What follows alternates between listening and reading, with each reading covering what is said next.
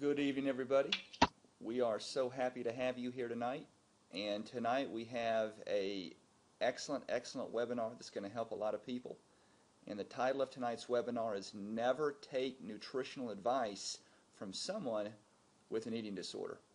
And I don't have a bio introductory page up tonight. You guys know who I am. If you want to see one on me, simply go to a previous webinar. I've got 100 of them up. So tonight we do have a special guest that we're very pleased to have with us. And our special guest tonight is guest presenter Dr. Jessica Martineau. She is a PhD in clinical psychology. She's a former Ivy League student athlete. And she has over 10 years experience providing individual and family therapy as well as the diagnostic testing. And her clients include those diagnosed with eating disorders and other addictive behaviors. So we're very happy to have her tonight, and she's going to really offer some awesome insight as we move forward. So the first thing I want to talk about tonight is the right attitude to have about this webinar, because a lot of people are going to read the title and they're going to get put off by it. They're going to get turned off and they're going to be on edge. And we don't want that. I don't want anybody to react to the title of this webinar. What I do want you to do is react to the content. We want you to react to the substance of it, okay? So respond to the content, not the title. Number two, what role should someone play who had an eating disorder or has one? So, and I decided to talk about this first tonight. I didn't want to talk about this last. I want to go ahead and talk about this first tonight before we get into the problematic issues of someone with an eating disorder, developing nutritional programs for people. So this is the role someone should play. What should you do if you had or have an eating disorder and you want to help people in nutrition and exercise? First and foremost, you want to be a good steward. You want to lead by example. And you want to be a source of accountability, social support, and mentorship. Those are the best things you can do. That's your role. Identifying eating disorders. A lot of people don't even know what they are or how many there are or what they are, and Jessica's going to help us with that tonight and give us some great definitions. And 4 common traits. Then after Jessica talks about the different eating disorder types and issues with that, I'm going to discuss 4 common traits that I've noticed from my personal experience working with people that admitted to having, this isn't me guessing, that have admitted to having, have confessed having an eating disorder, and other people that I haven't worked with, but that are coaches or online, diet coaches and trainers on Facebook or the blogs or whatnot, and I've seen the tactics and the habits they use, and these are common traits that I've seen. So, Jessica, I'm going to let you start us off tonight and talk about for a minute what are eating disorders. Thanks so much for having me. Yeah, we wanted to go over eating disorders a little bit because there are a lot of misperceptions out there, and people think that just problematic eating is an eating disorder. In fact, eating disorders are distinct syndromes characterized by disturbances in eating behavior and stress or excessive concern about one's body shape. People that have eating disorders have unrealistic self-critical thoughts about their body, have eating habits that disrupt their bodily functions as well as their day-to-day functioning. Eating disorders aren't just about body and weight. People who have eating disorders use food as a coping mechanism to deal with painful emotions or other types of discomfort.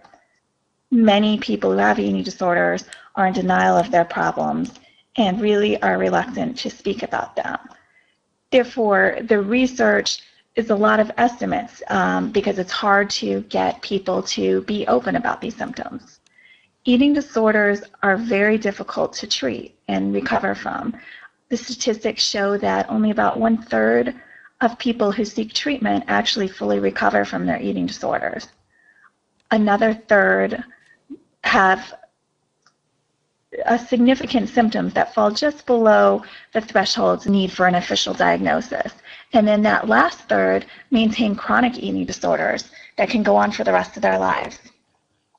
Eating disorders have the highest morbidity of any mental health disorder. And by morbidity, we mean death rates.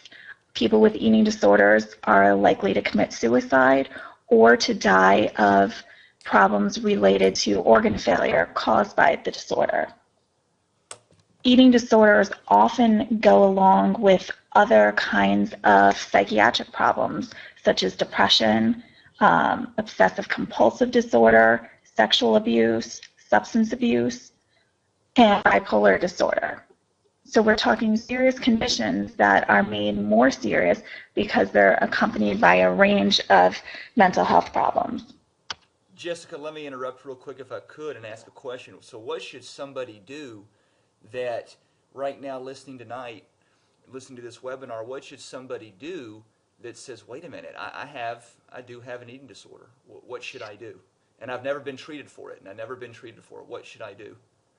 Well, I think the first thing, obviously, is the importance of recognizing the symptoms in oneself and not being reluctant to get help, thinking you can do it on your own. It's very difficult to work through an eating disorder, even with professional help. So it's really not something someone should venture on their own. At the end of this presentation, we're going to include some resources where you can seek out treatment centers, therapists, but I would definitely say the first step would be to find a therapist or find a treatment center and really get evaluated to see if you actually do have an eating disorder or if you do have significant problems with your eating, and to get help that way. So we'll definitely provide some resources, some clearinghouses where people can find resources close to them, and go from there. Excellent.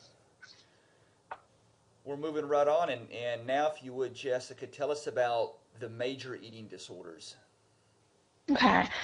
I think people have heard the terms, but it might be a little confusing because they're kind of thrown out where maybe they don't fit. But there are three major eating disorders. There's anorexia nervosa, there's bulimia nervosa, and there's one of the newer ones in the literature, binge eating disorder. So we'll start with anorexia. Anorexia is the one that people tend to know a little bit more about. It's an eating disorder characterized by self-induced starvation and excessive weight loss. People who are anorexic see themselves as overweight, even if they appear starved and emaciated to other people. So they have a very, very distorted sense of how they look and how they appear. Anorexics really don't seek out treatment themselves. They're in denial that a problem even exists. And so they're typically brought in for treatment by family members who are extremely worried. Anorexia affects about 1% to 2% of women and less than 0.5% of men during the course of their lifetime.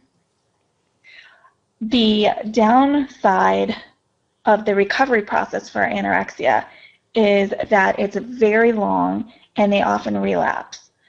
Anorexics, only about 44% to 76% will recover, and it typically takes them an extremely long time with treatment to actually recover.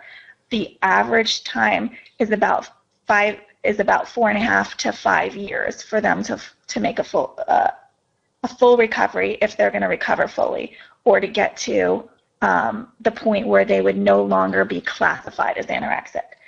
And now Can I interrupt and ask a quick question? Go ahead. Okay.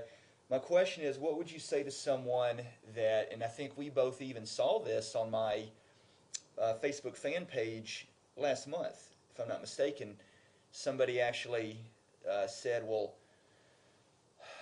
I've never relapsed, and they didn't say how long it'd been, but what would you say to someone that had a lot of self-confidence and thought they didn't need to seek help, but still wanted to coach and help others on nutrition, because they just said they haven't relapsed yet, because the statistics say otherwise? Well, how would you respond?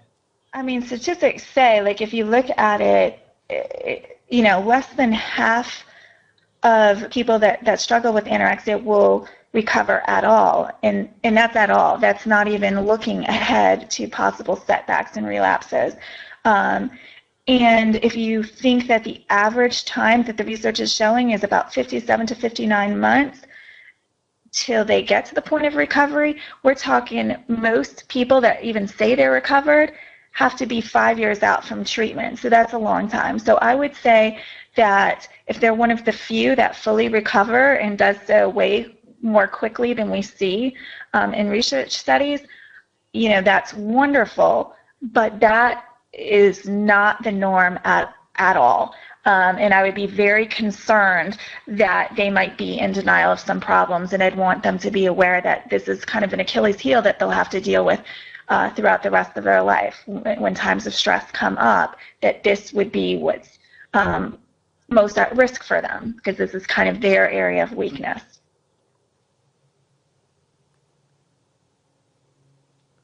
You ready for bulimia, the next one? Well, I guess, in the parting, the viewers have seen that we have there the risks associated with anorexia, and these are extremely serious risks of cardiac complications, including heart attacks.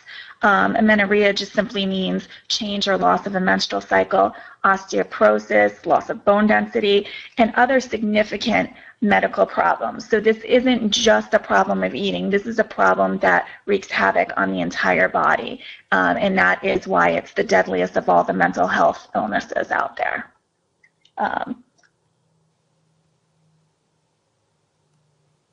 So bulimia, people know, bulimia consists of the binging and purging. People, I'm sure, have heard of that. In addition to the purging, there's also things like inappropriate use of laxatives, fasting, excessive exercise to prevent the weight gain after the binges. Bulimia is a little more prevalent. It's around 1.5% to 2% of women, and 0.5% of men will experience bulimia at some point in their life. Bulimics typically are ashamed of their binging and kind of do it in private, and they binge at times where their moods are off or they're having stress. And they also have risks of medical conditions, cause a lot of gastrointestinal problems. Because of the purging, the vomiting aspect, it can cause tooth decay and rotting and problems in the esophagus. It can cause its own set of cardiac problems like irregular heartbeats, and it can cause seizures from electrolyte imbalances. So again, another eating disorder that really, really destroys bodily functions. How common is it for people to have anorexia and bulimia combined, or one after the other, or experience both? Let me word it that way. Well, it's kind of a complicated diagnosis. Anorexics can also purge. So anorexics can vomit.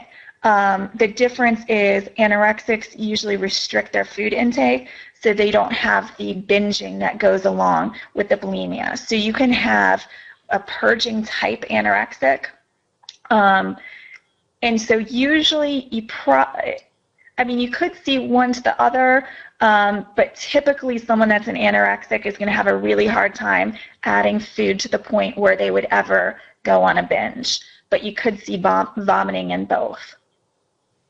Well, that'll lead us to the next slide here. Yeah, this binge eating disorder kind of sounds like the name implies. It's characterized by episodes of eating excessively large quantities in a short period of time, with feelings of lack of control when they're doing it. So it's sort of got the binge element of bulimia, but without the purging.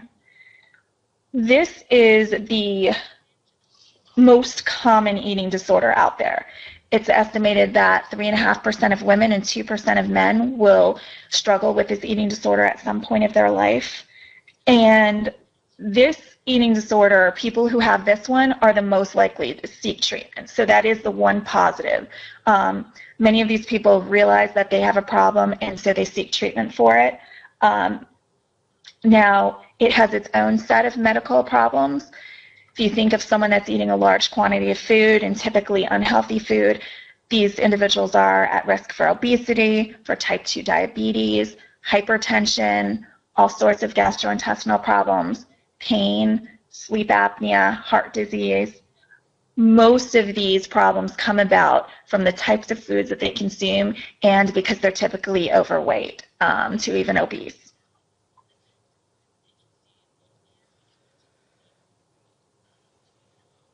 Let me say this. I'll tell you that of all the women, of all the female clients that I've worked with online, I'd say probably over half of them have admitted to me, had openly confessed to binging. Now, I don't know if they had a full-blown eating disorder or if they did the purging as well, but they admitted to binging.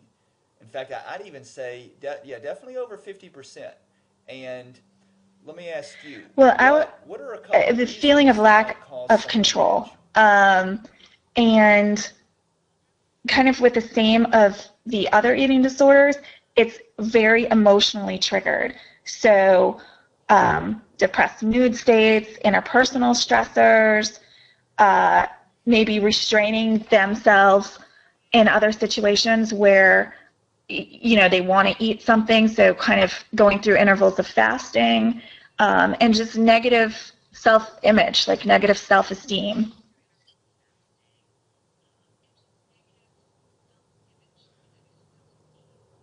I've had so many people over the years tell me, and I don't want to get too off topic, but I do want to touch on this some, and I've probably mentioned this to you before, but what they'll say to me is, oh, I feel so guilty. I had a whole box of cookies last night, or I had a half gallon of ice cream. And I'll say, well, were you hungry? Do you not have enough food on your program? And here's the unusual thing. They say, no, I wasn't even hungry, and that's what's so frustrating. And the first thing I'm thinking is that, number one, Well, they're I think, unfulfilled yeah. I in mean, their I think that the desires. research has Is this shown true for them? that binges are typically triggered by someone feeling depressed, lonely, stressed about a personal relationship. So yes, I think the research does suggest that your theory is correct.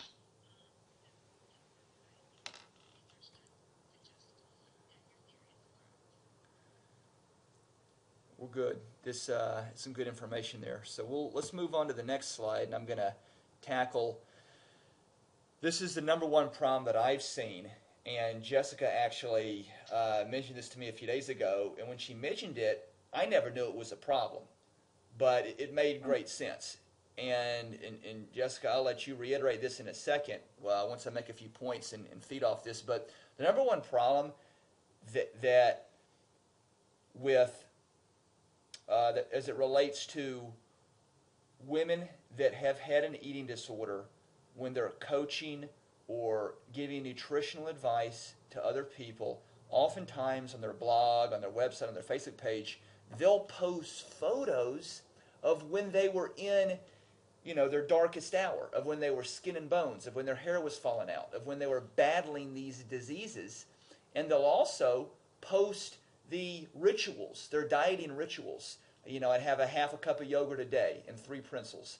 I'd take these laxatives and these colon cleanse products that flush my system out so my body wouldn't absorb the food and digest the food. And they'll tell these pernicious habits thinking that, oh, well, if I confess everything, if I just lay my heart out, I can help somebody. No, you're not helping anybody. You're not helping them.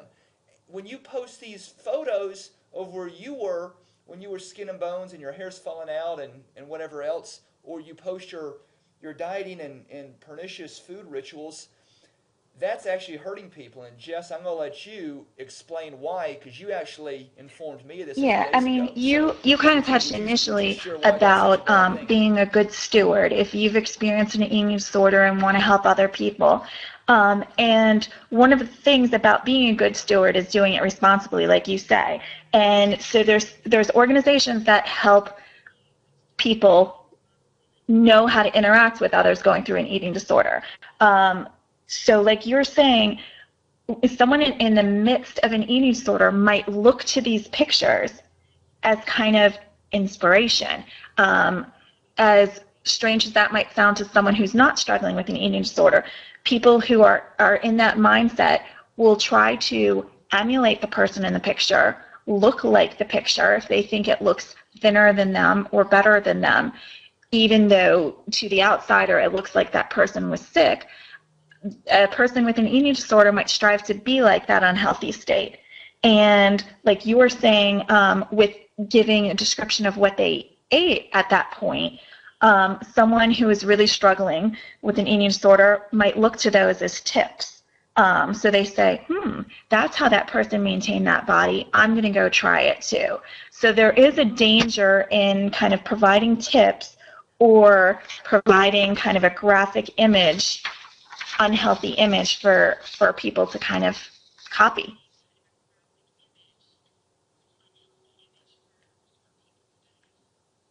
I'm so glad you mentioned that because I never knew that was so pernicious, but I'd seen it before. In fact, there's a certain girl I can think of that does nutrition programs for people, and she has her story, the pernicious things she did, her tactics, her photos, and I'm willing to bet that a lot of these people, they think, oh, well, if I lay my guts out and spill my guts out and admit everything, it'll help. But as you Yeah. just explained, in reality, Yeah, the it's really the yeah, worst thing we're you going can to do. share a link for It's really the leading to National opposite Eating extreme. Disorder Alliance, but they That's give good tips, info. and one of their first tips in sharing your story responsibly is not to focus on graphic images or physical description of the body at its unhealthiness, and don't provide tips to others. Uh,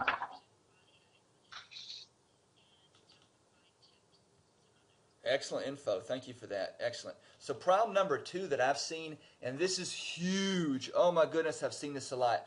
Is, and we've all heard it, you should never have any restrictions. No restrictions. No food is off limits. Now, what these people, they're not saying you can eat 12 boxes of cookies. They're not saying you can eat a gallon of ice cream. What they are saying is that you can have any type of food in small amounts. And that's most problematic, and I'm going to explain why as we knock through these next few points here. The worst people, the most glaring demographic that does this are the people that love, and we've all heard the term coined flexible dieting. Another term for it, or an acronym rather, is IIFYM, which simply means if it fits your macros. And and these are people that do these and promote these types of uh, diets, if you will, and eating patterns. These are people, and especially intermittent fasting. That's the worst. That's probably the worst thing you can do. The people that promote these and push this agenda are people that have had eating disorders. If you look at the people, the coaches, the people that are pushing this, or the people that love it a lot, they're people that have had eating disorders. And the reason why is they're allowed to eat junk food on them. That's what flexible dieting means. Well, and let me pause right here. And I don't want to go too far off, but I do want to make this point.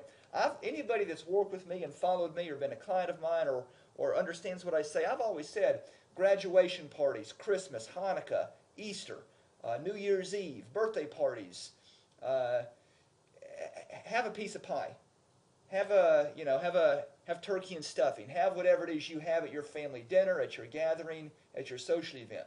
But outside of a big holiday or social occasion, you need to be eating healthy food. And there's some myth, there's some agenda that's being pushed that junk food, Lucky Charms cereal, Cocoa Puffs, ice cream, cookies, that this will in some way help you. Yes, there's some people that can eat junk food and get away with it and still have an awesome body. We've all known people like that. We've all known that person that can eat McDonald's and donuts and still be ripped. We've all known someone like that growing up. That doesn't mean it's healthy.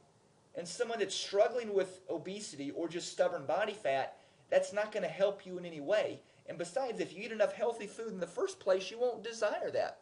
So with that being said, you've got to have boundaries. Now they're going to say, oh, no restrictions. Well, you can call them restrictions, but I'm going to call them boundaries. And you have boundaries in place or you'll fail each and every time. Another reason is, even if you hypothetically did have a small cup of ice cream twice a week or once a week, what people are forgetting is that once you cross the line of compromise, it's very difficult to go back. What that means is that when some people, there's an old saying, you give them an inch, they'll take a mile. When some people start eating that ice cream and it lights up gives them an endorphin rush and that sugar rush, it's going, that chemical high within their brain they get from that ice cream, they're not going to be able to stop. They're going to have an extraordinary difficult time stopping. So that's why people that, a key point is that people that have had eating disorders or still have them are always, they're going to be in the no restrictions crowd. We can have any food we want. So let's move on here to the next point. So problem number 3 is they love huge, infrequent meals. Notice that. Once again, there's someone I've seen online, and this young lady loves gigantic gut-buster meals. And why is that? Well, I'm going to explain why. And I don't want to get too far off track with this, but I'm going to kind of give a handoff or a bounce pass to a previous webinar I did called 3 Ways to Speed Up Your Metabolism. And I described that. And I've done that in several other webinars too, but one webinar was exclusively dedicated towards it. And the whole point is that people that love these huge, infrequent meals, they don't like to eat moderate, or they call them tiny, but they're not tiny, moderate-sized, frequent meals throughout the day. They're like, what they'll say oftentimes is, it's impossible. You don't have to eat 6 to 8 small meals a day. Well, no one said 6 to 8. I'm certainly not. What I'll say is 4 to 6. Some people need 6. Some people might only need 4. The point is, you need frequent eating times throughout the day. And they're going to say, that doesn't speed up your metabolism. Well, if you eat the right foods, it absolutely will contribute to increasing the thermogenic effect. It absolutely will contribute to some extent towards it. But most importantly, what it does is it stabilizes your blood sugar levels. Now, before I go on any further, Jessica, you made a great point a few days ago, and I'm going to let you correct me if I'm wrong here, but share what you think or what you told me in the recovery process. What is best for eating disorder people to have? Is it frequent meals, 4 to 6 moderate meals a day, or is it, Yeah, I mean, I think it's pretty standard. I don't think this is a point that's even argued amongst the eating disorder treatment community, but it's pretty standard that they want people to eat 5 to 6 meals a day. Now, 3 might be structured as more, meal like breakfast, lunch, dinner with 2 to 3 snacks in there, but none of them are gut busters. They try to, keep, like you're saying, blood sugar, all of that stable. So definitely 5 to 6 meals a day at regular intervals, not going more than 4 hours between meals.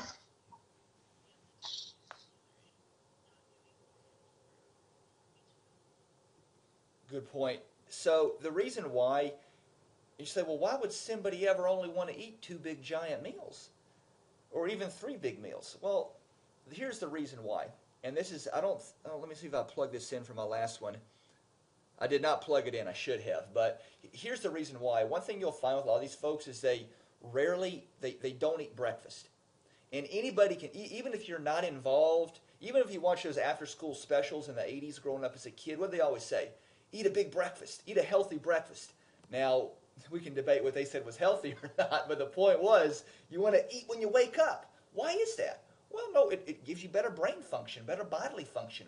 Any imbecile knows that. You don't have to understand nutrition to know that it's smart to eat breakfast, preferably a healthy breakfast. Well, what happens is it also speeds up your metabolism. And that's why when you eat a healthy breakfast, you're going to be hungrier 2 to 3 hours later, watch this now, than had you not eaten a breakfast. Because it will speed up your metabolism. And so what happens is a lot of these people, they don't even eat for the first 4 or 5 hours of the day. And what happens is the day goes on, and they do that because it suppresses their hunger. And as the day goes on, their caloric deficit will increase, and their caloric deficit will catch up with them, if that makes sense. And they'll end up eating the big gut-buster meal at the end of the day. And they'll listen, folks. For those listening tonight, if a blazing red flag to identify someone with an eating disorder that has no business designing nutritional programs for other people would be someone that doesn't eat a breakfast. And no, a cup of coffee with cream doesn't count as breakfast. Don't even go there. It's someone that doesn't eat until noon or 11, midday, and then has a handful of gummy bears or some little sugary snack or a cup of coffee and then a couple of gutbuster meals or like a bag of popcorn for a snack and then finishes the day with a gutbuster meal. I'm telling you, that's crucial. Oh, and they'll also make room for the wine. And these people will always sneak wine in there too. So I think I missed one up here about the intermittent fasting. They love this because for those of you that understand what this means, just know this, the strategy of intermittent fasting is 2 gigantic meals a day where you just load full of calories. And so what happens is when you follow this type of eating, you're either stuffed or you're hungry, if that makes sense. So you're so stuffed for those 2 hours or so after you eat, and then 6-7 hours later, when it's time to eat again, you're really hungry. You have high fluctuations in blood sugar level, which is, as Jessica said, is something we don't want a recovering eating disorder person to have. Now here's the problem, is that people that are trainers or online coaches or designing nutritional guidance for others that have eating disorders, they push this agenda towards their clients. I'm telling you folks, the worst thing you can do is seek nutritional guidance from someone that had an eating disorder, because they probably still have it. And they're doing it for anyone watching this webinar tonight or the recording when it comes out, you're gonna see like, my gosh, this guy's got a crystal ball. He sees into my future or in my past rather. This guy, he's spot on, because if you've been down that road or you've been with someone like that, you're going to be able to identify it. So let's see what we got next up here. So number 4, what people will say is, and Jessica, we saw this on my page, someone said, well, I don't relapse, or but I'm fine now. Well, let me be very clear. As the statistics just proved, if you've never even sought out professional help, I can assure you you're not fine. And Jessica, let me ask you if this is a good example. I'm going to give an example, then I'll let you weigh in. We all know that if someone's an alcoholic, they're an alcoholic the rest of their life, even if they don't touch a drop of alcohol for 10 years. But they're still labeled and branded as an alcoholic, because if they go back and they have a drink of alcohol, there's a very strong chance they'll just fall right back in and regress. Would you, and tell me if I'm right or wrong, would someone that has an eating disorder, are they labeled that? Well, there's different diagnostic criteria, so there can be different types of remission, but your point is generally the case, and to generalize, if we look at the literature and we think that 1/3 of people are chronic, meaning it never goes away, and 1/3 of the people have significant symptoms, but just not at the threshold that warrants an actual diagnosis, we're talking 2/3 of the people that struggle with an eating disorder are not recovered. And the 1/3 that we consider recovered, still, this takes a long time, number one, years, and number two, the research pretty much suggests that this is always an Achilles heel for them. This is kind of their weakness when stress presents itself. And we've seen, high relapse rates. I didn't even mention this one, but for bulimics, the relapse rates are up to 50% after only 6 months post-treatment. So it can sneak back up on them when times are tough. And it's a hard illness to completely avoid. Like an alcoholic can just completely avoid alcohol. Someone with an eating disorder, it's ever present. So I think that the statistics really make it highly unlikely that someone fully recovers from an eating disorder and fully recovers to the point where it is no longer something that they need to be on guard about. So not only is it dangerous to take advice from someone that might still have these serious issues that they're facing that could color how they advise you, but it's also very problematic for someone who has had an eating disorder to play a certain role in other people's lives because of the things that they can project onto the other person, or how it can trigger their eating disorder back as they're trying to help someone work through it themselves.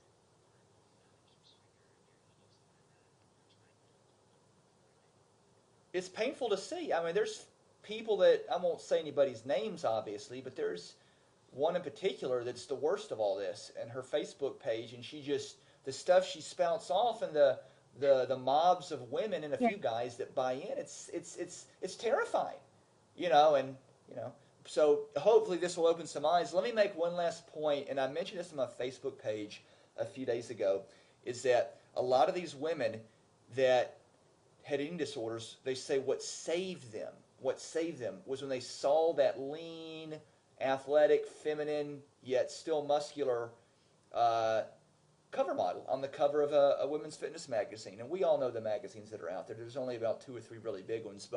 And they see that and they'll say, oh, seeing and reading this magazine saved my life. And that's the most problematic thing to say. And here's why. I looked at one recently and I counted, I think it was last week, I counted 9 different fat burner pill ads in the whole magazine. I think it was a little bit less, 7 or 8 protein powder supplement ads in the magazine. You know, it was a regurgitated article. You know, the couple articles that were in there were regurgitated. That's what these magazines do from years past. They had no substance. It was some twigs and berry diet some bikini champion model had followed that was literally, like I said, a diet of twigs and berries that some woman's going to try to follow, which she won't be able to. And then you see these little hot babes in there, hot girls in there, using horrible lifting technique in the 1 or 2 articles that have exercises in them, doing exercises totally wrong, awful technique, hyperextended knees, rounded backs, whatever they're doing, poor body position, wrong form. And so you have all this. Now, how many articles do you think I saw in there that said, eat whole food? How many articles told people to pack their meals? Well, none of them. None of them said that because that's not going to make the magazine companies money. But what happens is young girls read these and they think it saved their life. They think it's so helpful to them, and yet it's killing them. It's this saved your life? No, it's going to dig you deeper. You know, it might give you a false sense of recovery. And I plugged in relapse right here, and Jess, you touched on that a minute ago. But Jessica, do you have anything you want to add to the whole? Because I know as a female, and you were a college athlete, and you've been into fitness yourself, you can relate to how inspirational a cover model on this glossy cover for some of these fitness magazines can be to a young, impressionable woman that is battling with an eating disorder and body self-image. Well, I think you touched on one point, which is it's hard enough for a woman in general struggling with any kind of self-esteem issue. I think we all experience that to a certain extent. So then you put in someone who's particularly vulnerable, who does have a background of an eating disorder. And, you know, you and I kind of discussed this a little bit last week, but when they say it saved them, you know, I'm not quite sure what that means. Does it mean that they were heading down the path towards complete anorexia and looking at that emaciated? I think that's what it means. I think they were at their lowest point. I think what it means, and I'm just kind of speaking out loud or thinking out loud rather. I think what it means, just to answer your question, is that on the examples that I can remember, where I read different people's blogs, they were at their lowest point, and they saw that. So to say, what did it save them from? Yeah, because I'm thinking that on one hand, you know, if they mean now they're provided with a woman that has a muscular physique rather than such an emaciated physique in terms of the stereotype of someone who's anorexic, then maybe that gave them something that wasn't just skin and bones to emulate. But I don't necessarily think that it helped them feel better about themselves. I think maybe it gave them a different goal to try to attain, but still the goal is they're looking at someone who they deem to look better than themselves, and they're going to do what it takes to get that body shape. So I think it's the same kind of underlying current, it just might be a slightly different direction.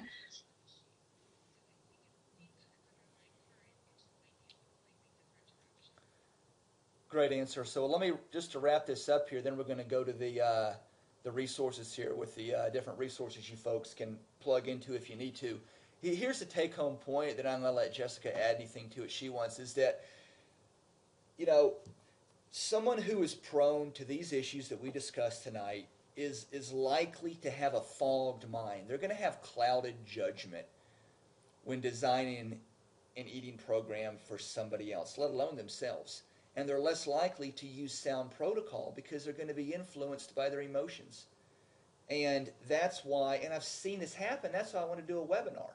And I don't want to, I wanted to have a polarizing title, but at the end of the day, the take-home point is to get people help that need it, is to raise, watch this, raise awareness.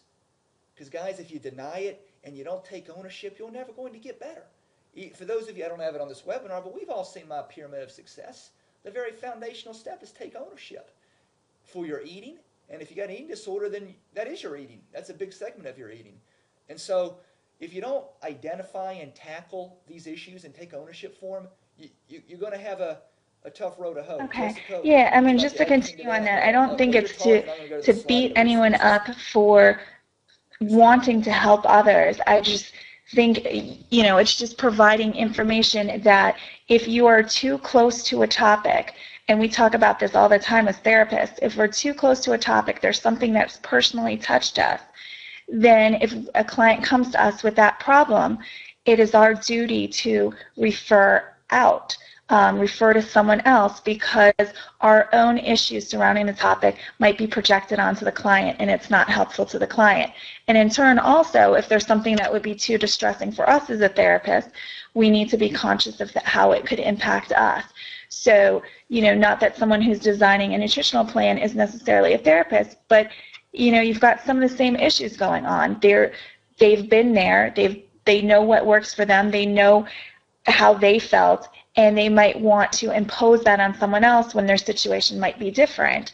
And so, that runs a whole bunch of risks right there.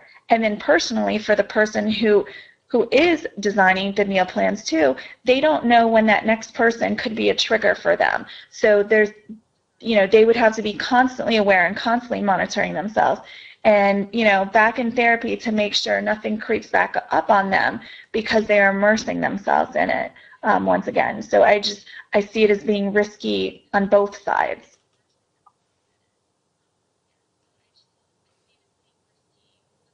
Thanks for having me. That is an outstanding answer. Well, thank you so much, Jessica, for being on. And I'm going to close the screen. So, guys, don't panic. Don't panic, everybody. I'm going to reduce the screen and answer questions. And if we have any questions, some of you folks might want Jessica to answer them. That's fine. So we'll run with that if we do.